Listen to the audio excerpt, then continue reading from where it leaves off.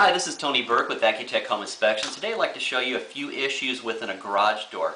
The first issue, come on around, is the top two sections are actually bent, and that's because these have been rubbing against each other, and also this piece is actually holding up the rest, and it has become creased. And of course, when the metal creases, it'll then fatigue to the point of cracking, and it'll become unsafe. When this garage door goes up, it'll actually bind up.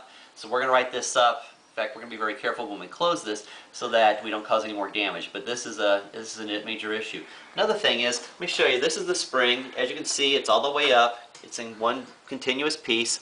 No issues here. However, over here, you can see that the spring has come undone. It's sagging, and this might have caused the issue too.